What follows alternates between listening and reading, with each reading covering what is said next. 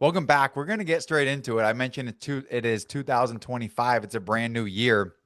And with that new year, I'm sure that a lot of you have been thinking about resolutions or goals or things that you're working on, reflections, or you want to adopt a new mindset for the new year, or you want to let go of some bad habits and you want to instill new ones. Maybe you're getting to the gym.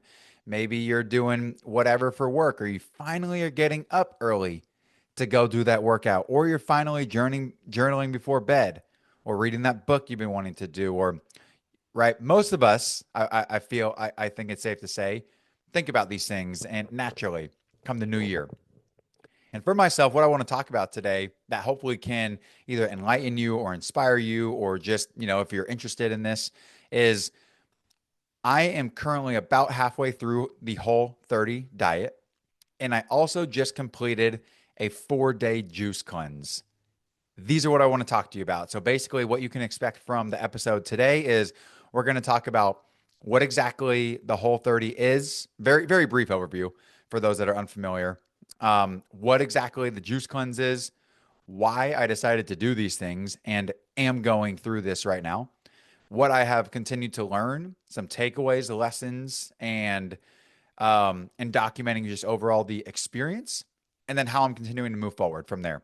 That's what we're going to get into today. So if you're into it, let's go ahead and get started. So Whole30 is basically it's an elimination diet. So it's an elimination diet for 30 days with a reintroduction period at the end to ultimately help you decide what is best for you and your body moving forward. So then you can consciously be aware of decisions that you're making that may or may not impact your body in specific ways. So essentially, the elimination is you remove some very specific food groups, including sugar, grains, legumes, dairy, and alcohol. Okay, so those are the five things that you eliminate. So desserts are out the door, added sugars are a no go. Grains, legumes, right? So think about bread, gone. Think about beans, gone. Think about a big one for me, peanut butter, gone, right? You can do walnuts, you can do cashews, you can do almonds. You cannot do peanuts. Therefore, you cannot do peanut butter. For those of you that know me, you know I have a pretty deep addiction to peanut butter, which has been very has made me aware of some, pretty intense habits that I have formed over the years. There's like a protein called lectin that is in peanuts that has proven to be very inflammatory over the years. And so the idea is basically, hey, let's remove what has been scientifically proven to negatively impact the majority of the human population. Obviously, there's going to be exceptions to the rule. Obviously, some people are going to be impacted more than others, right? Generally speaking, it has been scientifically proven that these food groups right here um, cause the most inflammation and, negative, toxic type of environment to the human body is kind of the idea. Um, so, anyways, you remove those food groups. And so the idea is to focus on whole, unprocessed foods. So, what I have been consuming has been, right, lean cuts of meat, quality cuts of meat.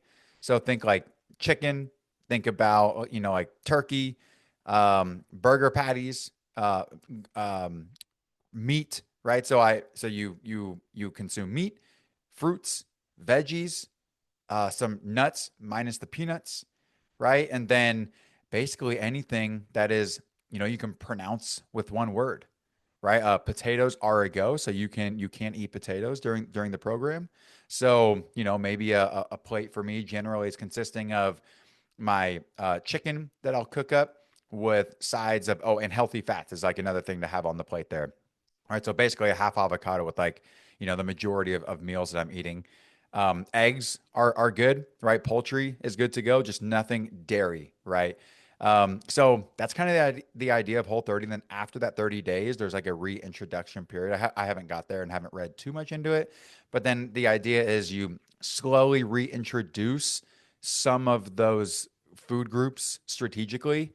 So then you can see, how does sugar impact your body? Or how does reintroducing grains and bread impact your body? Does it make you feel bloated? Does it make your gut hurt? Does it make you feel, tired and sluggish after, right? How do they affect you is kind of the idea to remove feel good, right? Go through feel good phase and then reintroduce things and just determine for yourself, what do you like? What do you not like? What suits your body well and what does not? And how can you continue to move through life making decisions that will impact you, given the knowledge that you now have is kind of the idea. And so why I've actually been thinking about this is because for those of you that know me and have listened to the show, or for those of you that are brand new, I love running, right? I'm every day doing something to sweat, whether it's in the gym, outside, doing a workout, whatever it may be. Always moving my body, always trying to figure out how can I sweat and get it in today. So, anyways, running is my number one thing. Always has been, always will be the way that I see it, at least in this day and age of my life. And I have not been running for it. It's probably been a couple years at this point that I have consistently been able to run and run healthy. That's my idea of running is can I run healthy, consistently, feeling good, and not bogged down with injuries. And I've had plantar fasciitis in my left foot for it's going on like 3.5 years at this point. Something that has just continued to linger around. Maybe you can relate, whether it's plantar fasciitis, whether it's another, some other injury of sorts. And so I have thrown everything in the kitchen sink at this thing. I've thrown way too much money going to doctors and seeing specialists and podiatrists and getting MRIs that show, yes, there are tons of micro tears in my fascia that is for sure reinflamed every single time I go to do something super intense on it. So it's like trying to figure out how do I let this thing heal and grow and then continue to rehab it. I've done physical therapy. I've done my own physical therapy programs, sleep, exercise, diet, like all the things that are within the controllables. I've done, gotten rid of all my shoes and gone barefoot. I've done the toe spacers. I still do that to an extent. I try to be as best as I can with like a balance of everything now. I got the custom orthotics after being totally against it for years because I thought that going barefoot actually did heal this some years ago. And then it came back a little bit and hasn't gone away since I tried that again. So I'm just at that phase of like learning. I mean, I can't tell you how many podcasts and YouTube videos and things I've done to try to fix this. Diet and nutrition is the one that I have always had in the back of my mind of maybe this can fix it. Maybe this can be like the final straw to like help get this over the edge, right? And so that's kind of what I've thought about. For those of you that also know me, I love my dessert. You know that I will crush dessert and sweets like they're going out of business. And so, anyways, got I, I found out about Whole30. I forget how, but I went into researching Melissa Urban, the CEO of Whole30.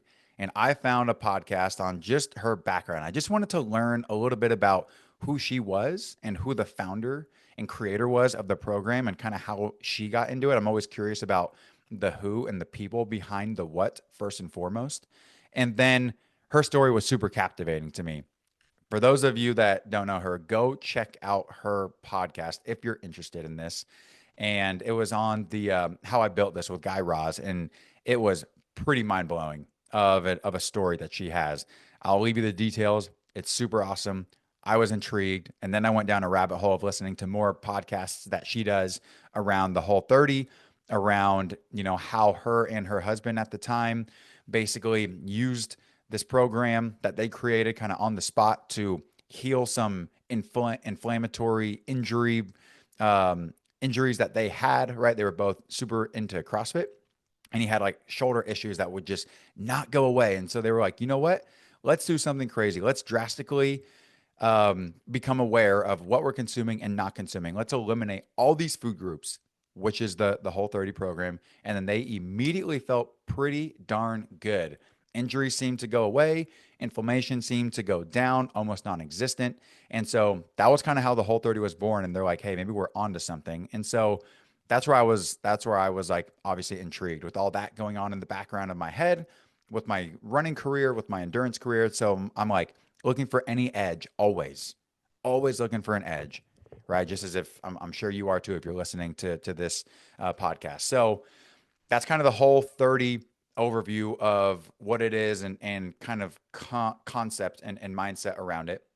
And so, I was learning this. It was maybe like mid-October, and I'm like, okay, well, how am I going to do this? I got my birthday coming up in November, and then it's Thanksgiving and holidays and Christmas and New Year's and all these things. So I'm like, all right, let me just continue learning about this. Let me see who else I can potentially get on board to have some sort of a support system to go into doing this with. And maybe I'll start January. And I'll use January as like that reset kind of natural time frame, right? And so that's ultimately what I did.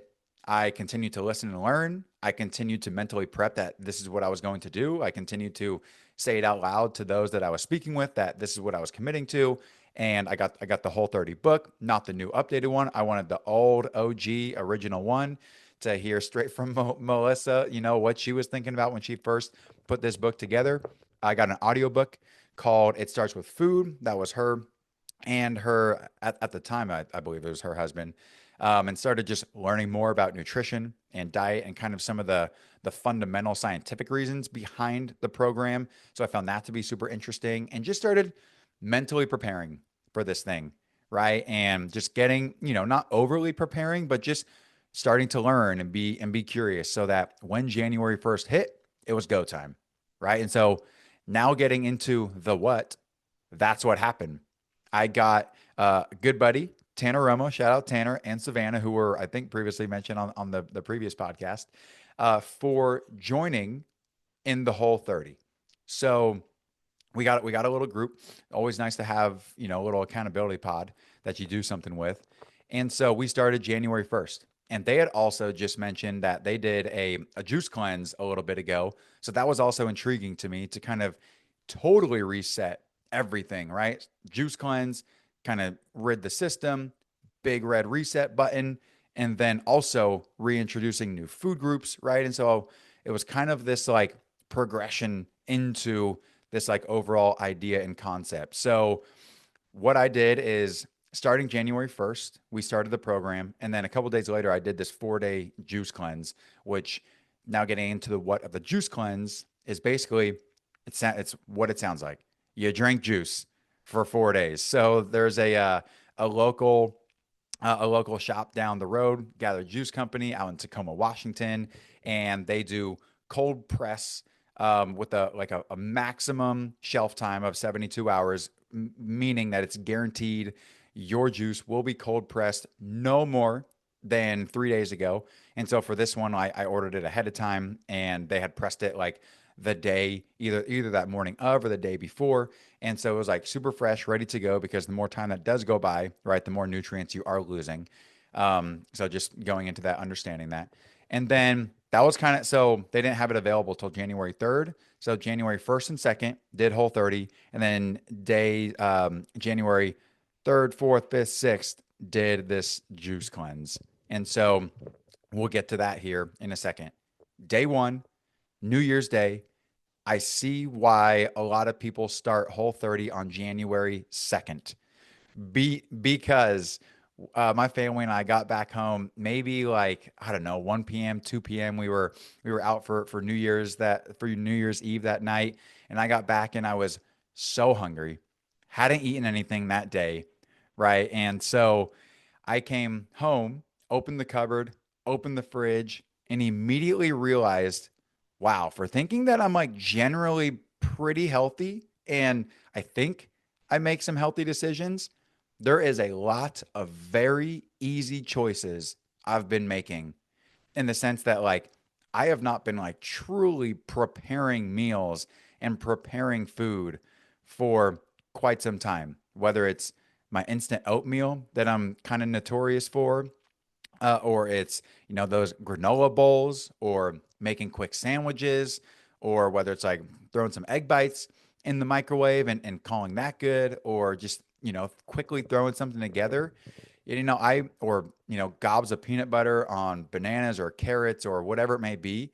Like obviously could be making drastically worse choices, but it's like for how easy I've made eating over my life, I'm like, wow, this is going to require some effort to be healthy, right? Like immediately I realized, okay, I'm like feeling a little bit hungry and angry and annoyed at this point in time. Is probably the best way to put it. And so I realized, I'm like, damn, I have to literally go to the store right now, super tired from the night before, feeling hungry, feeling like this is the last thing I want to do. And had to put a plan in place around what am I going to eat, put a little shopping list together, go to the store, and actually do this thing. So that's what I did. I put a list together, had an idea of what I was gonna make, and then it's like this whole learning process at the store because I'm in aisles that I've never been down really or spent a whole ton of time. You know, if you're getting anything that is packaged, right, it is making sure that you are reading every label and being very black and white on is this allowed or is it not allowed. There's an entire yes no on basically everything with this program. And I'm a very black and white person. You either did it or you didn't, or you either did or didn't. Like there is no in between with things like this. And so that was also an experience in itself. And also I kind of enjoyed it is the other like who you have to be in those moments of like doing something that you don't want to do, getting your ass up, going to the store when you don't want to on New Year's Day, you know, and having to put this, you know, whole thing together, come back home and then actually make the food, which I would not say I'm like, you know, five-star chef in the kitchen by any stretch of the imagination. You know, I can like make a 5 out of 10 piece of chicken and grill it and do it, you know, cook it, whatever, like pretty fine is, but I'm getting better. And each time I've added a little bit more different types of seasonings and messing around and getting a little creative in the kitchen. And at the end of the day, like I enjoyed the process of being in the kitchen, having to cook for myself and be self-sufficient. And I know a lot of you are listening, like, dude, like this is the, you know, like of course I know how to make food and make, but for me, I'm like, yeah, I can go and like make a very basic, you know, dish like chicken, rice, broccoli, or whatever, steam the vegetables, or, you know, that's like I wouldn't say I'm extravagant by any stretch of the imagination. So props to you all who are already doing this consistently. Definitely got some things to learn from you. That being said, it felt really good to be in the kitchen and make this and then actually sit down with this dish that I created that I was super proud of. And so it was almost like once I was done with that meal, and I actually felt like very good after the meal, not super heavy like I'm used to feeling after my oatmeal bowls, because that oatmeal is just packed with shit. Like, you know, oatmeal, peanut butter, almonds, chia seed, hemp heart, flaxseed, bananas, berries, you know, and then, you know, I'm sitting there feeling like pretty full and sluggish afterwards, right? And I felt good and energized. And it felt really good to have gone and done that. And that's how I started the program, was going from this feeling of like, wow, holy shit, this is something that I do not want to do, to then I feel really good about myself and what I just did and how I actually physically feel. Right. So that was basically day 1 and 2. And then I did the juice cleanse. So the juice cleanse is basically there were 5 juices that you drink for each day. And, you know, think about drinking like, you know, your first drink, call it 8 a.m., mid-morning snack, right, as a juice. 10 a.m. lunch, anytime between like call it 12 to 1:30, something in there. And then dinner quote is, you know, call it like 5 to 6. I was usually like 5:30 would be the goal I would set for myself. And then they have this like cashew milk that you drink at the end to kind of like satiate your stomach and kind of help with any like hunger cravings. And I would have that maybe like 2 hours later. So like 7:30 is like that benchmark that I would set. So that's kind of the rough idea of the program. And this idea is to basically just flush your system, right? Flush your system, get rid of toxins, introduce just healthy nutrients, enzymes, clean the gut, clean, you know, intestines, like all the things going on biologically, and just do a total reset. And that was basically the idea. And they offer a 3 and a 5 day. I bought the 5 day. My mother did the first day with me. Shout out moms for knocking through that together, because we both were like, dude, first morning we're like, what did we get ourselves into? And which was by far the worst of the entire experience, was that very first morning, like mid morning. I'm like, oh my god, I got to do 4 days of this. And so that's kind of the overview of the cleanse. And I will tell you that first morning was because I'm used to like fasting until like 12 to 2 each day. And it's like generally when I'll eat my first food. And so to introduce something like it was like this green juice that you drink in the morning, And, so like kale, spinach, celery, ginger, so, whatever was in it. And my metabolism got going though is what happened. So like that first morning, drink my green juice, and then we did yoga. And after yoga on the weekends, I'm like so used to having my oatmeal bowl with a coffee. It's kind of like my comfort, if you will. And so the fact that that is what I was used to, that's what my body and my mind was basically thinking about. And so you start becoming aware of these habits and these patterns that you're in with the opportunity to change those in the moment, especially with a system and a commitment that you make like this. It's like you have no other choice than to not do that thing. So it was a very interesting way to become aware of, wow, I'm like, with that kind of unconscious to this whole routine and system that I have until you get in that moment. I'm like, I'm so hungry. Like metabolism's going and my body's used to, the consuming that right after those workouts on that weekend. And so then it was just a matter of, okay, let me drink this. The snack was like celery and kale, and I think ginger was like the snack or whatever. And I was like, all right, dude, I got to go like be busy right now. So I went and did like some returns to the mall or whatever. And I all I started doing from that point forward was setting little milestones, right? Which is so applicable to anything that we do, obviously, is like instead of thinking about the 4 days, I'm like, I have got to just focus on getting to the next drink and setting that milestone. For me, that day was just get to noon and then you can have your carrot juice, was the goal, right? And then you're out doing stuff. And sure enough, you get back to the car where the juice is and it's already 12:30. So you're like, hell yeah, I made it. Cool. Let's sip it. And then I went up to Seattle, saw some friends. Shout out Garrett Danielle. And then, I have my drink waiting for me back at home. So I'm like, all right, let's just get to 5 p.m. and then I can have my drink, get back. And it's, by that time it was 5:36. Already hit that one, felt good about the accomplishment. And I was journaling this whole time, right? So I'm journaling my thoughts, my feelings, everything that I'm thinking about and focused on, how to get through it, trying just to be super real and, get into like this experience. And so, I was they tell you going into it like it'll be a good opportunity to practice and focus on your breath and meditation and prayer and kind of just like, whatever sort of, things you want to that are whatever you like to do from that standpoint, right? So I was like, doing my box breathing and all those things, just trying to not think about being hungry and trying to not think about the challenge, but also just like being in that very moment. And also having solace knowing that my body is cleansing and that it will be worth it, hopefully, for, how my foot continues to heal and how my body, like, there are certain things that I'm definitely looking out for and being intentional about thinking about if that's something that is relevant to you as well. So then after that, it's like, okay, there's one more cashew milk to go for that first day. And, so I set a goal to get to 7 p.m. 7 p.m. hit. I hit it, and that thing was freaking delicious. So it was, it's like cashew milk. So it was awesome. It was the first time I had one, and it was like the best thing that I could have had. And then, from that point forward, day one, by far the worst. Day two, a little less worse. Again, focusing on hitting the benchmarks. I worked out every day during the cleanse. There were days 2 and 3, did multiple workouts. I had a little physical therapy sessions that I did, which is like strength training and, hit my stair steppers, still like, getting it in, doing the work that needs to be done, doing it first thing in the morning to make sure that it got done then when I had energy and felt good.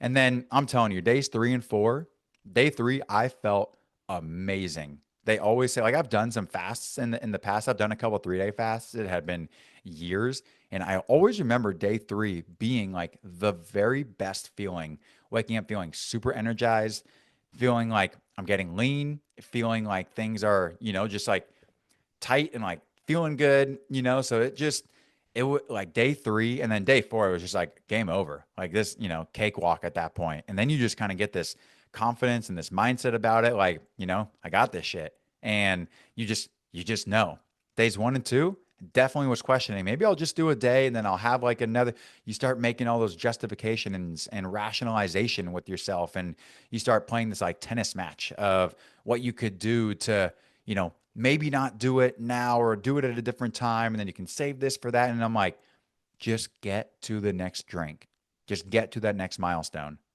Right. So it was fun. It was fun to go through that. And then it was even a lot more fun to get to day 3 and 4 after you've made it through that and you are just feeling damn good and cruising at that point. So that was the 4 day cleanse. And then I think I had my first meal or I had my first food. I actually did a smoothie on day 5, maybe around I did a workout. Okay, so day 5, I woke up, still hadn't eaten anything, did a workout at the gym, and then I had physical therapy uh, at noon, and so then I got a smoothie after that. They do say like try to refrain from smoothies in the Whole30 program. It's not off limits technically, but they say try to refrain because it's not like teaching your body to how to feel when you consume food, right? And so that being said, because it was not off limits, I still wanted to do something just very simple for my first actual intake of food consumption. So I got a blueberry and banana and almond butter smoothie. Almond butter is good to go. I actually went yesterday and just got like literally just pressed almonds and made like a little almond butter. Which has been kind of good replacement for the peanut butter. But anyways, that's how I reintroduced some food and nutrients back into the body.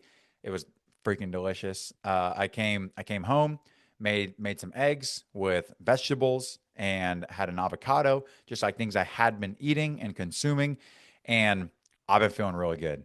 So then it was back to Whole30, and now I've been having a whole lot of fun in the kitchen, right? Which is making my eggs, just tons of vegetables, onions, zucchini, cucumber, tomatoes, basically whatever's around, peppers, and then sauteing those up with some extra virgin olive oil, like even those little things, like trying to figure out how things are cooked and just experimenting in the kitchen with, just new spices and just things that you have around. Right. And then throwing eggs in there and avocado on the side with a little bit of, blueberries or raspberries for a fruit. Right. And just, you end up just feeling really good is what I continue to experience and really good about what you're doing. I think at the end of the day, one of the biggest, most powerful things as we kind of move into reflections and takeaways here is just continuing to be the type of person that you're proud of when you go from, you know, making the list to finishing the meal and everything that happens in between, to be self sufficient, to be able to create something that you're proud of, to consume something that feels good to you in the moment and afterwards. And then to just be more intentional about the decisions that we're making in life and what we can consciously are putting into our body, right? That ultimately does have a profound effect is what I continue to learn. And so, another thing that I'm thinking about as a takeaway and a reflection point is like you have to plan and prepare, right? We went skiing one day and I'm starting to think ahead, 3 days ahead. I knew we were going skiing. And so I'm like, okay, what am I going to bring? And what can I take on the mountain? What can they potentially have there that I might be able to eat? So you're starting to think about these things ahead of time. You're, planning, preparing, and then actually doing the prep. So remember the night before, made a whole bunch of chicken, cut it up, put it in the fridge, got all my little snacks ready to go, blueberries, apples. What else did I have? I had cucumber, like cucumber slices, nuts, almonds, and just like put a little goodie bag in the fridge the night before. I used to do some meal prepping back in the day. Just felt to be back in the driver's seat on the nutrition game, right? It felt really good to be proactive in thinking and taking action towards health. Is what honestly has felt good, especially here in January with the new year. So you're thinking about something like that. I encourage you to just take the leap and go for it, right? Don't over prepare and do a little bit of plan, a little bit of prep and just go for it. So that was good. And then even at the ski resort, right? They have the burger options. So all we did is ask for the grilled chicken and the burger patty and ask for that with just extra vegetables, right? And extra lettuce, tomato, onion, and just made like a little sandwich out of it. And, just put like a little bit of hot sauce. There are specific hot sauces that are approved. And so just knowing what the rules are and playing within that game and being creative. And then my buddy and I shared, just like a thing of mixed nuts and seeds that they had there that were all on limit, or all Whole30 approved. And so just reading the labels strategically, because some of them you could not. There was added sugar. There was like tiny little chocolates that you can't really notice until you actually read the label. So just being super conscious and aware of this decisions that you're making has been just huge. Another one, which was a big one, going out to restaurants. I'm sure if you're thinking about this, it's like, what are you going to do when people are going out to eat and you're sitting there, trying to figure out, well, I can't eat anything that's on this freaking menu. And what I'm going to say is that absolutely 100% yes, you can. And I was very nervous about this at first.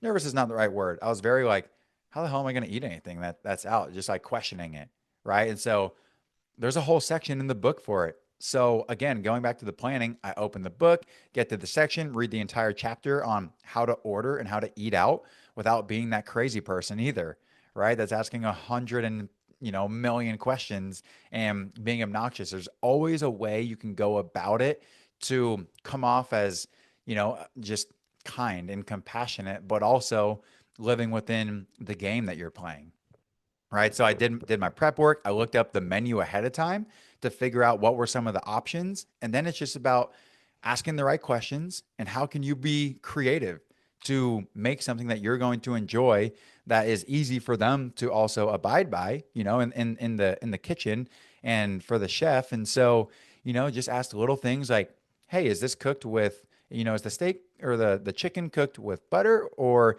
is it possible to just please do that with some olive oil? Very easy substitution because yes, it was done with butter. And then instead they accommodate and we were able to do the olive oil. And, I preface it by, hey, I'm super sorry for being this obnoxious guy. I just got a couple of questions. I'm on this like program and there's some rules. And so please forgive me ahead of time for just a couple of questions that I have. So it's all about just how you position it, right? And how you can actually, and it was fun to go through this experience. She was learning. She was like, you know what? I have no idea. Let me go ask the chef. I'll be right back. Don't even worry about it. Then she came back with answers and like, here's some other ways that we can accommodate. And, we made this like lettuce wrap together and she like it was fun and it was enjoyable. Got the salad on the side with not any of the dressings that they offered. It's unbelievable how many dressings and sauces I have been consuming over the years that are totally off limits just because of how much added sugar is in those things. I've also realized, man, have I actually even been enjoying the food that I've been eating over these years? Because I'm such a sauce guy that I've just been like drowning out these natural flavors with sauce. Is a whole nother realization. Like I've come to really appreciate the taste of the food that I'm eating. Like taking a piece of chicken and a little piece of potato and sandwiching a tomato in between them to just have this like amazing bite of food that's no sauce and nothing but the actual food that you're eating and using like, tomato, or I will do like a little tiny bit of salsa maybe on like my eggs and stuff, or I did do it on like one little piece of chicken at one time, but not like anything extravagant that I was used to doing. Just like dumping it is what I was realizing. And so, I'm sure a lot of you are just way better than me at this. And so good for you and keep doing that. I realize that I'm the one that's been missing out on the real taste of quality food. And it's whole, unprocessed, and it's been feeling really good to be on this train. Just even for like salad dressing, just being simple. A little bit of olive oil, a little bit of vinegar, a little bit of fresh lime squeezed on it, or fresh lemon, right? And just enjoying it for what it is. And even more importantly, enjoying the conversation at the dinner table, because ultimately that's why we're there, like of course to enjoy some good food and do things that that taste good and make us feel good and all those things, but also just even more so, instead of just eating and indulging in something like I'm used to at times that doesn't make me feel the best, and then I'm sitting there less enjoying the conversation, just like that much more into the conversation and being able to enjoy it that much more. So yeah, those are some of the takeaways. Let me see. I think that's about everything that has been going on. It's currently day, let's see, it's currently day 12 of this program. So we're just about halfway through. And I got my Costco list. I joined this like Facebook Whole30 community to get some ideas and inspiration and different meals. And so now that I feel like I've gotten the basics down and some of the fundamentals, I want to continue trying to push the envelope on how creative can I be in the kitchen and, just, and for another thing, while I'm thinking about it, is we were out at the casino the other night. Um, at Parents and I, we went to the nice dinner and same thing, like asking those sorts of questions. But then, there are a lot of temptations around there. Not that I was like close to doing anything, but I'm like, wow, it would be so easy to get this chicken tenders and fries and a cookie right afterwards, or the burger and fries or whatever things that I'm honestly used to having. And so it felt really good to, in the face of those temptations and things that I've done in the past and have been used to, it's been really nice to ask for no bun, extra lettuce. You can do bacon, so bacon's good to go, right? I added bacon and made like a nice little sandwich out of it. And I got some coleslaw on the side for my dad because he loves that. Thinking about others because I can't have that. So, and then I woke up feeling good. And so it's just like continuing to adapt, continuing to adjust, enjoy the process of it.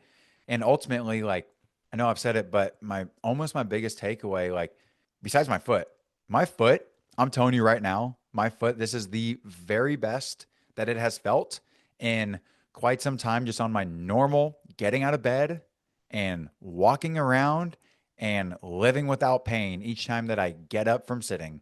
Like, those are the things and after the workouts, like, those are usually the telltales of like, how is my foot feeling today and how am I improving? Is like, after each of those things, especially after a workout, like on the stair stepper or being in the gym, like, how does it respond like an hour after and the next morning? So those are things that, I mean, seems to be working, seems to be helping. In my wildest imagination, I can't imagine that it's hurting anything. And so, to compound this day over day, rid the system, cleanse the system, reset, reintroduce good foods, good nutrients, whole, unprocessed. Like, it's been fun to learn too.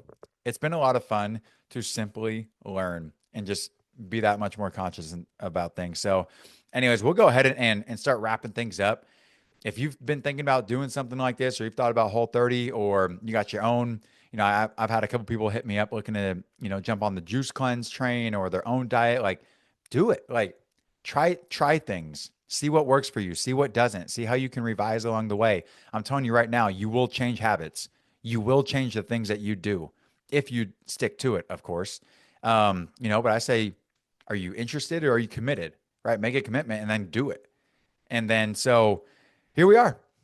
Here we are. Things are going good. I got a little tracker somewhere back there in my room where I'm just like, each day checking a box on my Whole30, 30 days of check boxes, doing a little red check mark. So it feels good to check that thing. So 2025, hope y'all are doing good and going after what's important to you, right? Even if it's not anything like diet and nutrition, but there are other things that you're thinking about, right? Set up get a tentative plan, get some sort of an idea of a plan or something, and then just go for it. Make a commitment and go for it. You got nothing to lose and everything to gain. So anyways, we will probably tune back in at some point once this wraps up here at the end of the month, and then see how things ended up. Thanks for tuning in to another episode of the Seeds of Success podcast. This is your host, Colin Walters. I appreciate you spending your time with me. I always, always genuinely appreciate that. Please know that from the bottom of my heart. And I will see you on the next episode.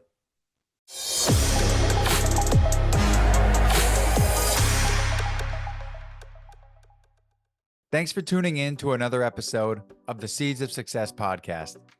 If you got to the end of this episode, can you please do me a huge favor and leave a 5-star rating and review?